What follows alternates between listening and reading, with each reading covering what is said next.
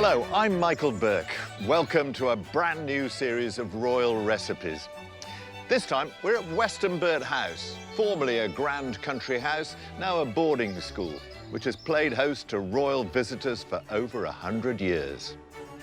In this series, we're delving even further back in time to reveal over 600 years of royal food heritage. You play Anne Boleyn, and I will play Henry VIII. And we've been busy unlocking the secrets of Britain's great food archives, discovering rare and unseen recipes that have been royal favourites through the ages. From the earliest royal cookbook in 1390... It's so precious, so special that I'm not allowed to touch it. ...to Tudor treats from the court of Henry VIII. I can't wait for this. 1, 2, 3. We'll be exploring the great culinary traditions enjoyed by the royal family, from the grand to the groundbreaking, as well as the surprisingly simple. I did think that was going to be a disaster. As we hear from a host of royal chefs. Prince Philip would walk past or pop his head in and say, "What's for dinner? What are we having?" Oh yeah, it's not just a normal kitchen. And meet the people who provide for the royal table. It's OK for the Queen, it's OK for everyone. Welcome to Royal Recipes.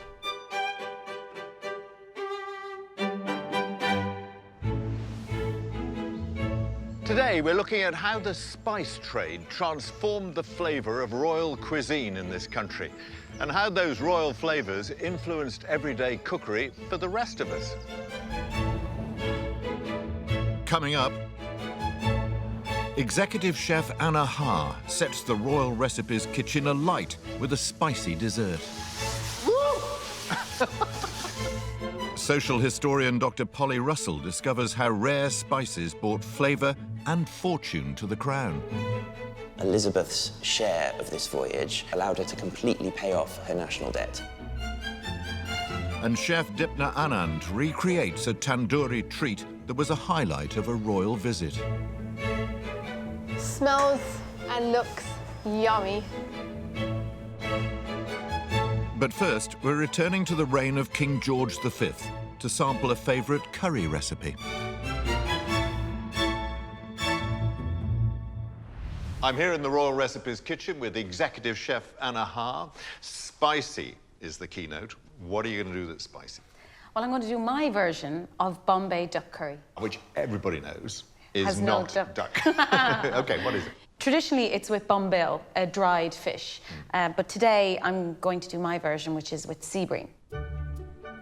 George V, Emperor of India, was terribly keen on Bombay duck, and his chef, whose name was Gabriel Shumi, used to make it. He was chef to both George V and his father Edward VII and Victoria, and this was one of their favourites.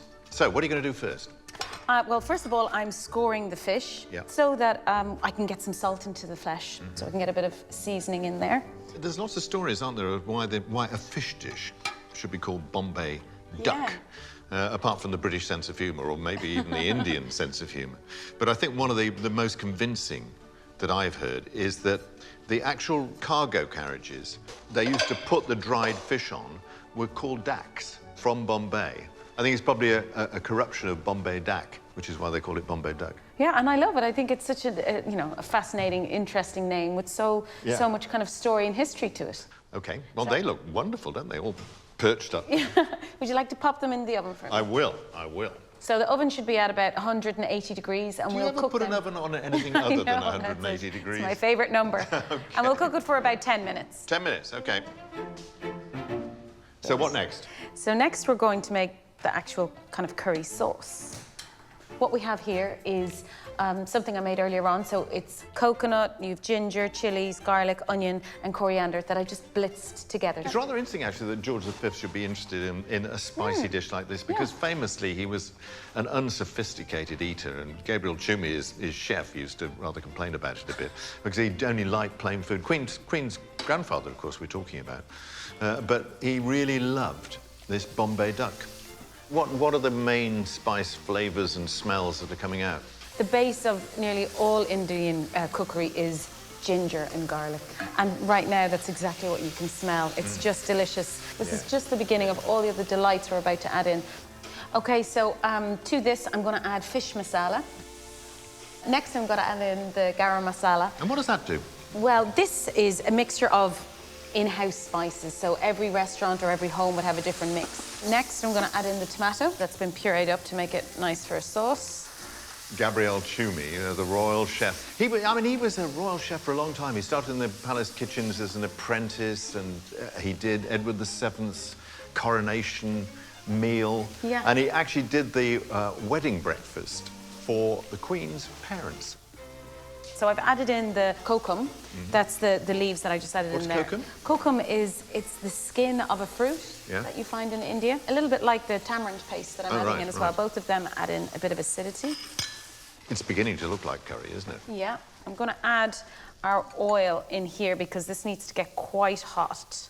It's olive oil, is it? This is pumice oil. Pumice oil is like the last press you get out of an olive, so that it's a really good cooking oil, basically. It's very little flavour in it, doesn't interfere with your dish, and can go to quite a high temperature, which is really what you want. So next I'm going to make a salad. Okay. To go on the side. You do need, with curry, don't you? You need some freshness. Yes. And I'm just going to season this with a little bit of salt before we go any further. Get that on the tomato, because I think tomatoes are quite delicious with a bit of salt. Put that in there. So we're going to mix it with a little bit of garam masala. Why is that then? I just think that the spice flavour just goes really well. Yeah. So I'm just chopping up a green chilli to give it a nice little bit of a kick. This will put hairs in your chest, so you have to be careful how much I put in here. I got plenty of hairs on my chest, thank you very much indeed, if you're going to get personal.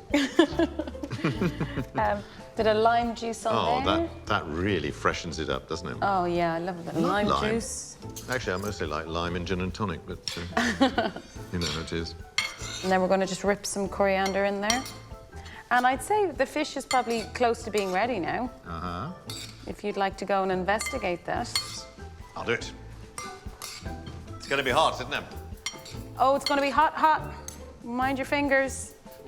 I say, their tails are not swishing now. Oh, can I put it on there? Yeah, perfect, perfect. Just in time. Golly.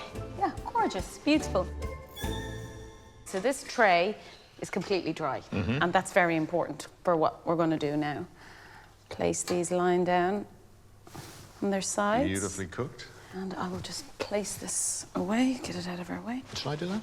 No, it's okay. Got it. Being gallant, you see. Oh, you're very good. So now I'm going to pour this very hot oil over the fish, so you need to stand back. Now, what's the purpose of this? Why are you doing this? This is going to blister the skin of the fish.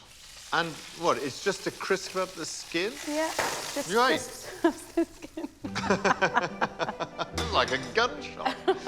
But that was really quite a high-risk technique, that, blistering it with boiling oil. I was just trying to impress you, Michael. No, you've impressed me all right. Frightened me to death.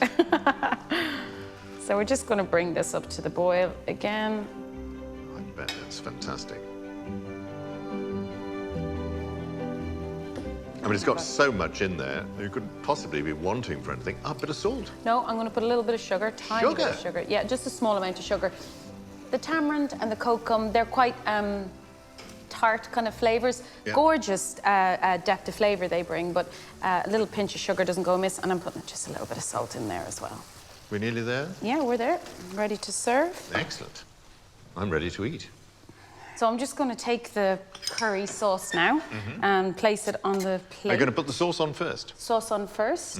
I just think this is a more beautiful way of presenting the fish. Yeah. It's fantastic, isn't it? Yeah. It's the star of the show. Oh, look at that. There we go. Here's our salad. And that looks terrific, doesn't it? The colour, apart from anything else. Is beautiful. Packs a punch, so... So I've got to be careful of that as well. Well, You know, it's a risky job. Making cookery programmes with you, it's a really risky job. There we go. Here's your knife and fork. Thank you. Can you start? Yes, And then of I'll course. follow you into it.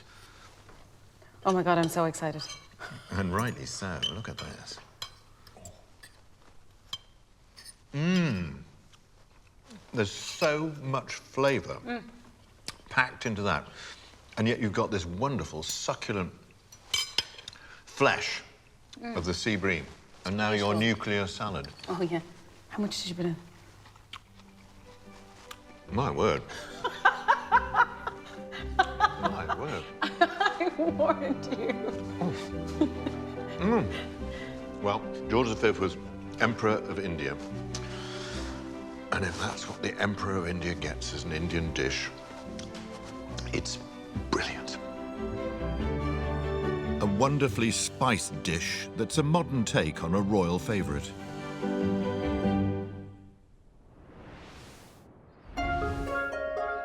These days, a trip to the supermarket can get you all manner of herbs and spices to jazz up your cooking. But until the 16th century, spices were rare and expensive. So in 1577, Elizabeth I dispatched her favourite swashbuckler to open up the trade. Polly Russell went to the National Maritime Museum in Greenwich to find out more about that fearless adventurer of the Tudor age, Sir Francis Drake. He set off on an epic 3-year voyage around the world, returning to our shores with a treasure trove of riches, including exotic spices. The Elizabethans loved spice, but only the very, very wealthiest could afford the luxury of eating food flavoured with the taste of the East. Peppercorns, cloves, cinnamon. There were fortunes to be made from spices. Cloves alone were worth their weight in gold. But how did Sir Francis Drake establish this profitable trade? James Davey, Curator of Naval History at the National Maritime Museum, explains. Drake was one of the most prominent figures of the Elizabethan age. He was actually a man of relatively humble origins. So not an aristocrat? Not an aristocrat, and basically grew through the layers of English society as a result of his own ambition and talent. Drake made his fortune from profitable trading voyages to the West Indies in 1570 and 71. While there, he raided Spanish ships and ports and stole treasure, including gold and silver. This came to the attention of Queen Elizabeth I. So I understand why Drake wants to go on these voyages, because he becomes fabulously wealthy, but why does Elizabeth care? She is essentially an investor in Drake's voyages. She puts money up initially, which enables Drake to sail across the Atlantic. But this means when he does return, hopefully with a ship full of gold, she gets a large share of the booty. There were a lot of English adventurers capturing a lot of Spanish ships.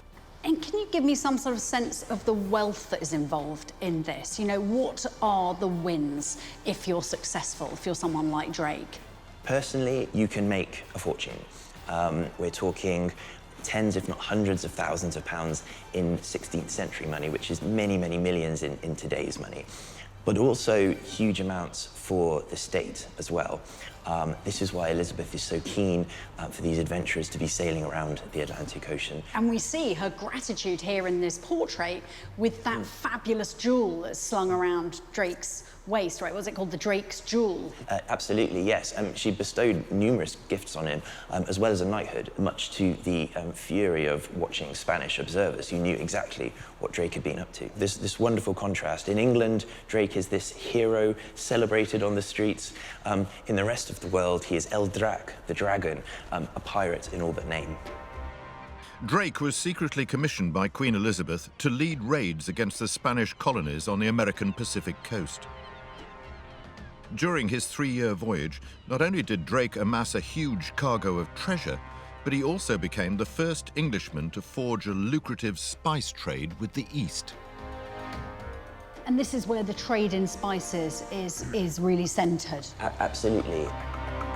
Drake took a detour to the Spice Islands in Indonesia, picking up an array of spices that would be sold for enormous profit back home, often 1,000% more than the price he paid for them. Well, some of them you can see here. So we've got nutmeg and we've got cinnamon and cloves. You know, people in England just hadn't seen anything like this before. But it's also about, I think, just saying how boring English food probably was before this and what a revolution spices like this made. So these things that we take as being so quite ordinary now, we can get them everywhere, actually are worth an enormous amount of money. Exactly, and I think we have to remember that's probably what was most important to Drake. You know, Drake was not a person who would be stirring the kitchen pot every evening. He wasn't interested in recipes so much as what these commodities would be worth. And how was he rewarded for this incredible journey? Well, firstly, he had a share of the profits himself, so he did very well financially out of it. But he also found a very grateful queen.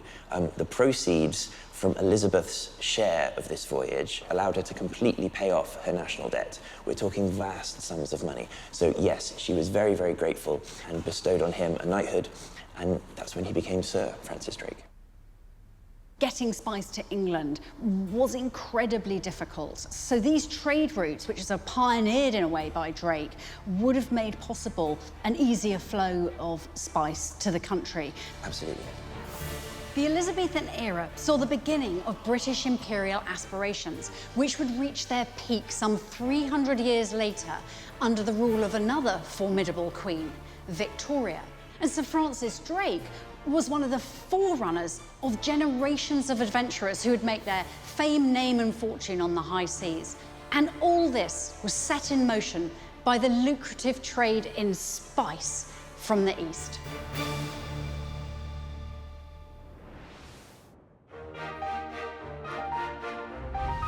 And what, 400, 500 years later, the royals still love their spiced puddings today, don't they, Anna? Yes. What are you going to do now?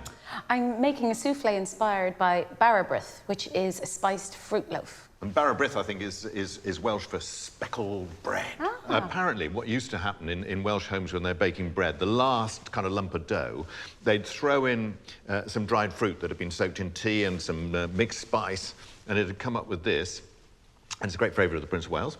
And in fact, he sent a recipe for this, or a bread and butter pudding based on this, to some Welsh primary school for a charity cookbook, which is our excuse for doing it. So how are you going to do it? So I'm going to take my brown sugar, some raisins, sultanas, some mixed peel, cranberries. There's a few different fruits in here. And then tea. So we're going to let that soak overnight so that the raisins and the dried fruit soak up all the tea and become quite soft and plump. And then we puree it, and this is what you'll get. So this is like a kind of fruit base that I'll add to our creme pat later on. So I'm going to make creme pat now, which is... Creme pat? Posh How do you custard. define it? It's Posh custard. custard, yeah.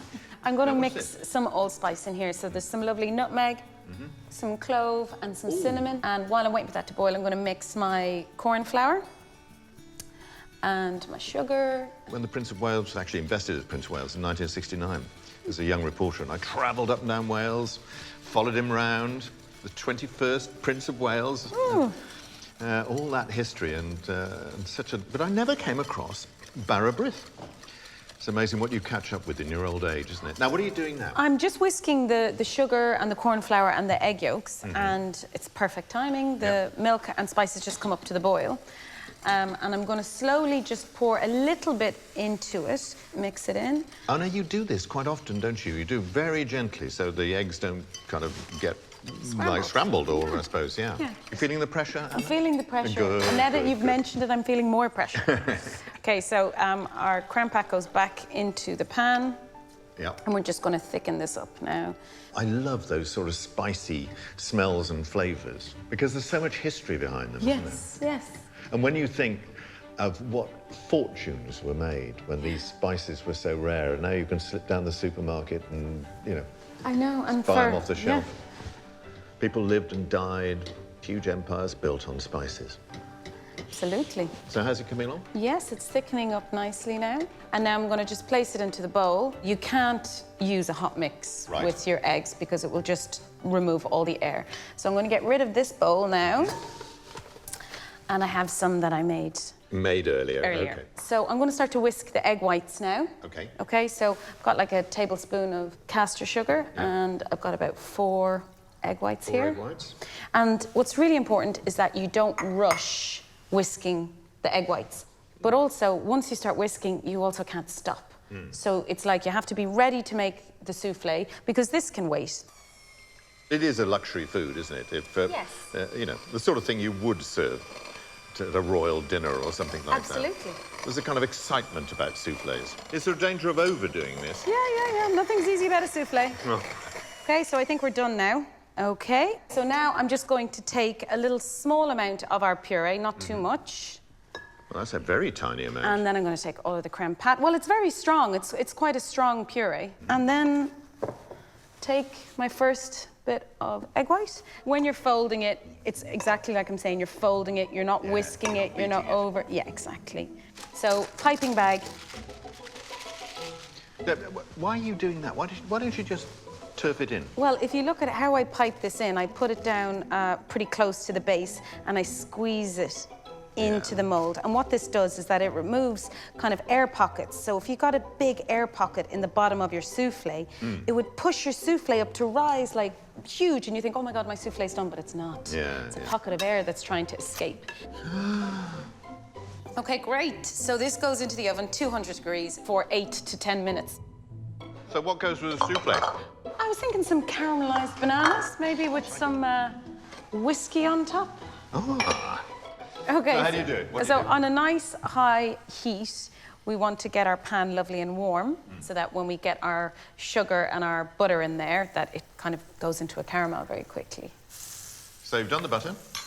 Yeah, done the Bit butter. of ordinary sugar or caster sugar? This Can't is see just from caster here. sugar, yeah. It's just caster sugar, and I'm just going to sprinkle it in on top of the butter. I'm worried about that souffle, you know. But don't worry. I'm really surprised you're not worried about it. Leave the Anna. worrying up to me, Michael. You sure? Yes. No, it won't matter if the souffle is a disaster now, will it? This will be delicious Yeah, anyway. well, I mean, it was really... The important thing is the flambéed bananas. When does the booze go in? Just when the sugar does start to change. Right. So it kind of stops the caramel. Michael, do you want to check the souffle? Tell me how beautiful it looks. Okay. Okay, I'm going to put the whiskey in now. How's it looking? Oh. Oh, Michael, stop it. Looks amazing, actually. It's trying to escape. How do you know when it's done? Well, it sounds like it might be almost done. When it's halfway across the kitchen floor. Okay, now. Okay. In goes our In goes whiskey. the whiskey.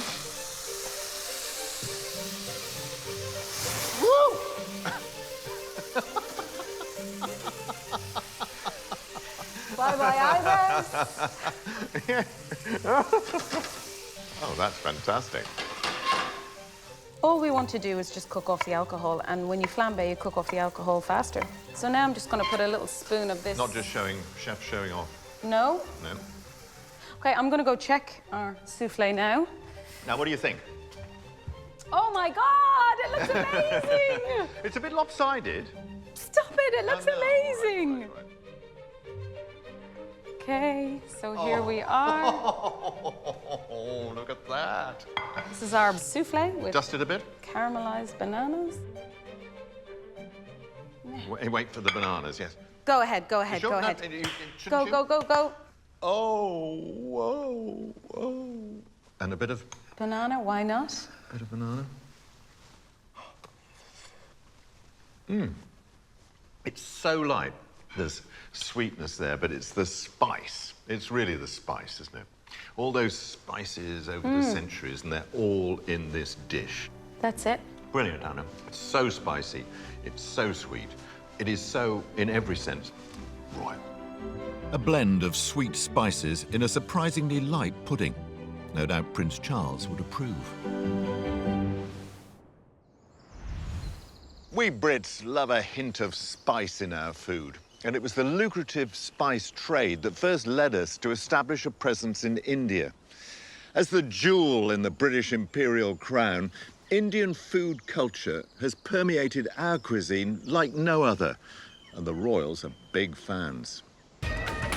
Southall in West London, where Dipna Anand runs an award-winning Indian restaurant.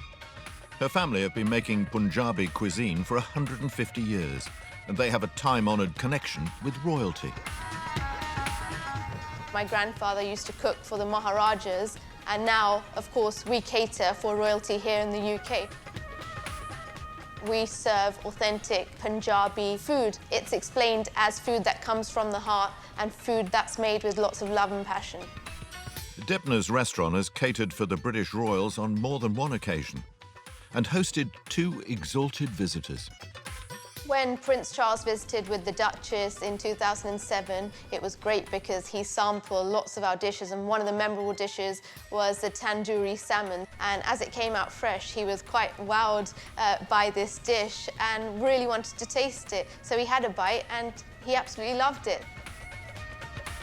Dipner, with the help of her father Gulu, is recreating the dish that made such a great impression on the prince.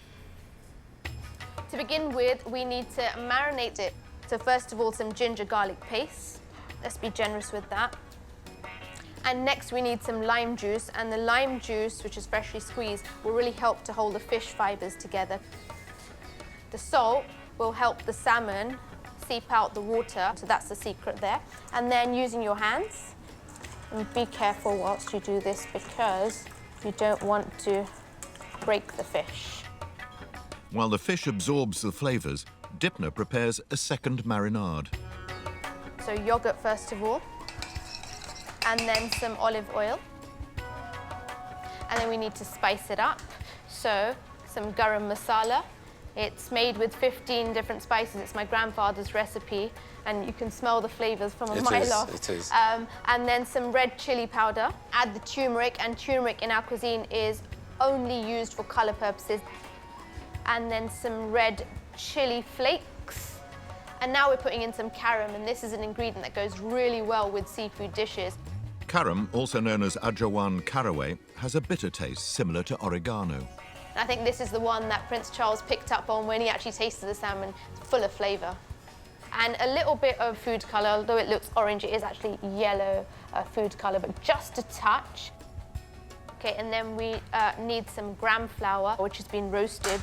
Gives a beautiful flavour. It also acts as a binding agent for the marination. And then all I need in there is some dill. Dill is not really used in Indian cooking, but combined with Indian flavours, it's beautiful. Again, not too much dill, just... That's okay, just a touch of dill in there. And now we need to add the salmon pieces into that beautiful marination.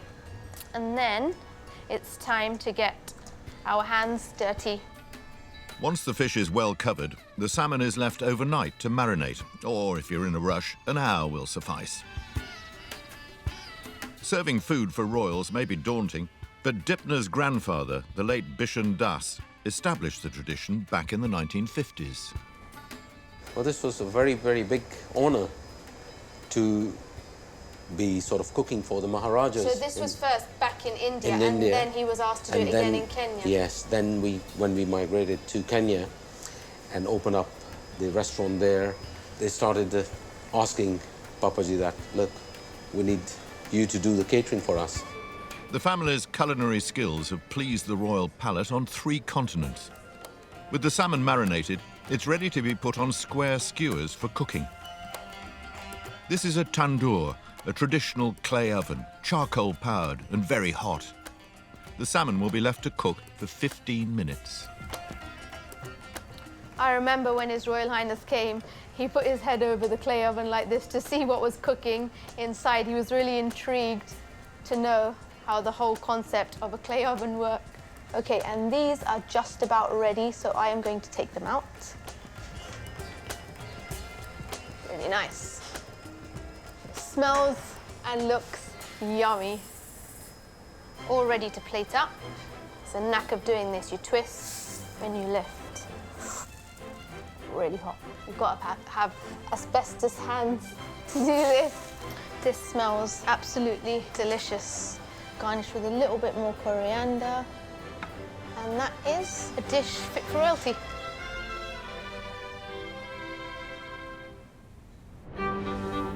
On official engagements to countries around the world, the royals have been exposed to all manner of spicy ingredients and delicacies, and it's fair to assume that they enjoy the occasional piquant meal at home, too. Although the royals do tend to avoid things like garlic and spices when they're on their official engagements for obvious reasons, they do seem to enjoy Britain's different food cultures, don't they? Well, I'm not surprised. They do travel a lot. Well, they travel a lot, but they also enjoy the different foods in this country. I think in 2015, Charles and Camilla spent Chinese New Year in Chinatown with a Chinese TV chef, rather like you, learning how to do dumplings. Oh. I think all those different food cultures have kind of fed into what we now regard as our food heritage. You know, all these condiments. I mean, these are some that the royals are said to favour. The condiments that we think are quintessentially British, you know, ketchups and the brown sauce and these various different mustards. At one time, the ingredients in these condiments were exotic and expensive. So expensive that they were almost the preserve of the royals. What's your favourite?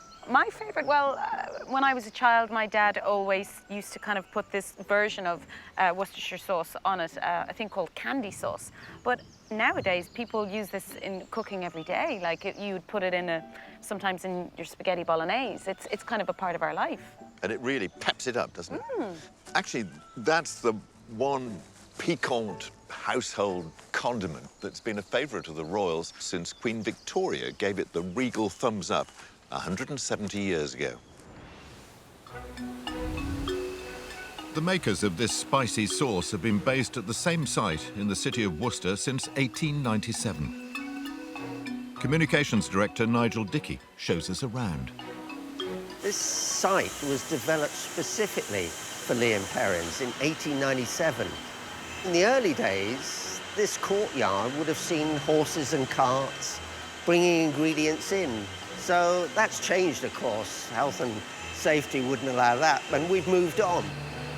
This is a time-honoured process that really hasn't changed since it was first created. In 1835, two local chemists, John Lee and Williams Perrins, were approached by an English nobleman, Lord Sandys, to recreate a sauce he'd tasted while in India. The result was said to have been unpalatable, red-hot firewater, and was subsequently left in the cellar.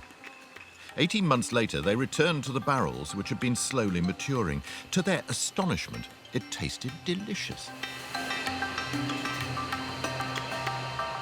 Mr. Lee and Mr. Perrins were real entrepreneurs, and by 1843, they were selling 14,500 bottles a year.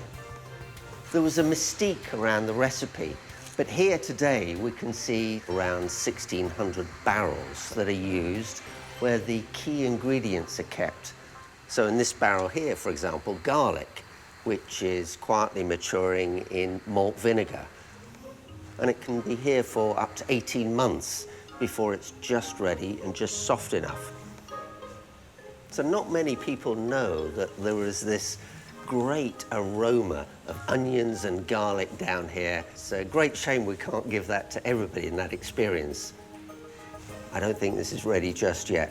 A few more months yet before it can go to the making house. During the Second World War, rationing meant that the sugar had to be taken out, but otherwise the ingredients haven't changed too much over the years. These barrels have around 100 kilograms of red skin onions and 100 litres of malt vinegar. We've brought them up from the basement because they're just ready to be mixed in the mixing tank. Here, tamarind paste is added. This fruit from the tamarind is native to India and gives the sauce its sweet and sour note. The last ingredient to be added is the secret spice mix, known only to 4 people. This gives the sauce its signature taste. And this mixing tank's about 5,000 litres, so we bring all of the ingredients together and blend them, and then they're moved to our maturation tanks, which are around 30,000 litres, and there the recipe stays for up to 18 months, occasionally stirred, and it continues its quiet maturing process. The sauce was first sold commercially in 1837.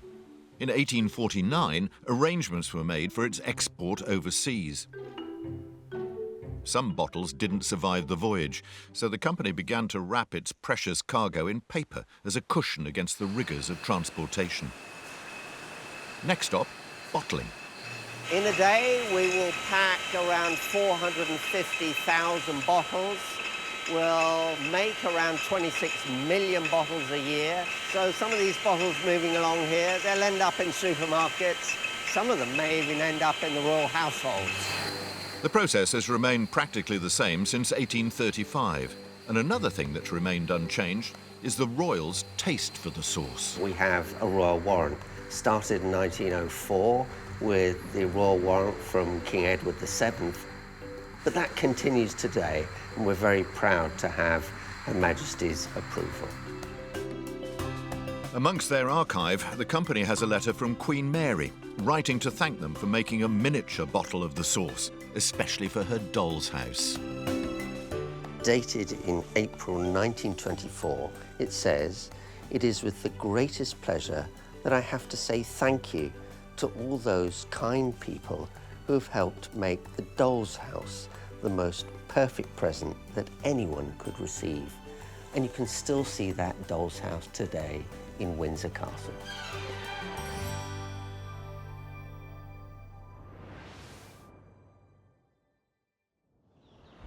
Personally, I like Worcestershire sauce in a Bloody Mary. Now, you're going to use it in a dish, aren't you? What are you going to do? I'm going to make steak Diane, and the Worcestershire sauce is going to be in the actual sauce. Yes. OK. Oh, gosh, look at that. Oh, you're cutting them really thick, too. Yes. I'm going to brush it with some oil, or drizzle some oil on it. Now, is this perfect for a barbecue? Perfect for a barbecue because the lovely leanness of the meat means it doesn't need to cook for too long, so the smokiness can just hit the outside and it's done. It's quite handy. This was a great favourite of Edward VII, actually, while he was Prince of Wales, you know, Bertie. And he used to go along to the top London hotels, and particularly when there was a chef called, I think almost everybody's heard of him, Auguste Escoffier. He used to cook at the Savoy and other hotels. And Bertie, as he was known to his friends, used to go along and have an absolutely wonderful slap-up meal cooked by this fellow who was the father of modern cuisine, many people say. Absolutely, and what an incredible picture to imagine, you know, one of the greatest chefs of all time cooking for a king. Absolutely, absolutely. Escoffier. That's where you get the word scoff, by the way. Oh! From Escoffier. Yeah. Some people say that steak Diane's a modern dish. Some people say it's Escoffier who actually invented it. What's the truth? Well, He invented the sauce, the Diane sauce, and I think he may have actually served it with venison. And actually, that makes sense, because Diana is the goddess of hunting. Exactly. Ah. I'm going to put a drop of oil in the pan now so that we can get our sauce on the go. OK. Just going to give my steaks a little move. Now, what's the trick with those steaks? You don't want to cook it for too long on one side, because you'll get this kind of deep brown ring. And what you want is the most kind of pink, rare meat that you can get there. So I need to get my shallots on now. It's a nice hot pan. I'm going to put a bit of garlic in here as well. Just crush that, throw it in. I'm going to add my mushrooms in. Yeah, Escoffier came over in 1899. Made his career in London, made his reputation in London, cooked for the royals in London. But you know, he never spoke English. He only spoke French. I'm going to put my cognac in here. Oh, yeah, we need cognac. Woo. Wow. We want to burn off that alcohol, just left with the flavour. You meant to do that, did you? Yes. And then once the alcohol is burned off, I can add in my, my reduced down beef stock. The steaks look done already, yeah? Yeah, they're ready to go. Oh, yeah. And so... But they need to rest, of course. They need to rest. Yep. They need to relax. So I'm going to just chop a little bit of parsley. Oh, let me get out of your way. I always admire the precision with which you do that. I'm going to put a spoonful of mustard in there now. Right. OK. A drop full of cream. It's missing two things. Sauce. Missing two things. Worcestershire sauce and butter? Could yeah. that be? Yep. And yep. I like quite a little bit of a kick to my steak, Diane. So I do put a good bit of the Worcestershire real sauce slug of Worcestershire sauce you put in there. And actually, while I'm waiting for that to reduce down a bit more, I'm going to put the gem on the barbecue. So baby gem. Yep. Just trim off the end of the root. Yep. Cut it in half. You're going to do this very... Oh, yes. Lovely colours, aren't they? Yeah. Then just brush the top with some oil. And that's it, is it? Nearly. Nearly. A little bit of salt. Would Escoffier have done that, do you think? Is the sort of thing he'd have with it? But He might have braised. He might have braised. Braised baby gem is quite a classic French thing to do. But was he? I've noticed in posh French restaurants, not that I get to them very often. Oh, I'm sure you get to them them plenty. They seem to be big on vegetables. I think you're going to the wrong French restaurants then. Well, you're probably right. You're probably The vegetables are the best bit. Yeah, Add another quite. drop of cream. Actually, Escoffier was a bit of a crook. Do you know that? I did.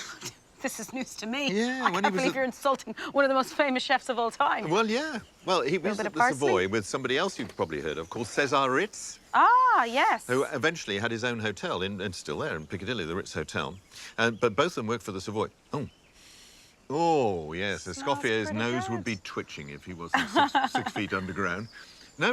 Apparently he got caught taking backhanders from suppliers. Oh, dear. And he was kind of quietly sacked. Had to be quietly sacked because apparently he'd cooked for Bertie, you know, the Prince of Wales, for so long that he got the goods on the Prince of Wales and his shenanigans with Lily Langtry and so on. So he knew too much. So he couldn't be prosecuted or anything. He was just pushed out the door and went to another hotel. I did not know that.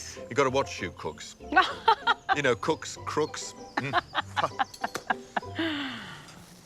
Okay. Oh, this looks pretty good now. Yep. Give You just our want to gem- char them a bit on one Just side? char them a little bit, give it another stir on the other side. Those steaks look good. Barbecue is almost cold, you might say. No, I wouldn't say it was cold. I was thinking just ready to eat, I'd say. So what I might do now is carve our steak. Mm-hmm. Moment of truth. Oh, look at the way that knife slides through there. Yes. I do like it rare. So do I, especially fillet. You want to eat your fillet rare because it's just so tender. Something like a rib, you want to have that medium. Yeah. Because the fat in the You need the centre fat want to cooked, don't you? get to, Yeah, yeah. Oh, that looks absolutely delicious. This piece on the end you don't need, do you? Don't need Yeah, that. okay. Yes, you can already start your testing. Oh, that's lovely. Little baby gems. And last, but certainly not least, The sauce. Now, how are you going to present the sauce? Are you going to slosh it over the top? I won't be sloshing anything anywhere. No, I'll put a little bit of the mushrooms in the center there. Yep. Put the sauce nicely around. Wow. It's your steak Diane with barbecued baby gem. Now tuck in. Wow. I want everything here. I want the sauce, I want the mushroom, I want some of the jam. Mmm. Let me in. Mmm. That's really nice. The meat, of course, is sensational. But the Diane That's the start. packs a punch, doesn't it? Absolutely. Is it the Worcester sauce? Is it the brandy? Is it the cream? Is it the butter? Is it? I mean, it really kind of sharp but good, you know, in a way. Delicious. For me, the key is the Worcester Yeah, I sauce. think the Worcester sauce absolutely makes it. Oh, that's really, really good. Escoffier was a genius, rather like you, Anna. Join us next time for more royal recipes.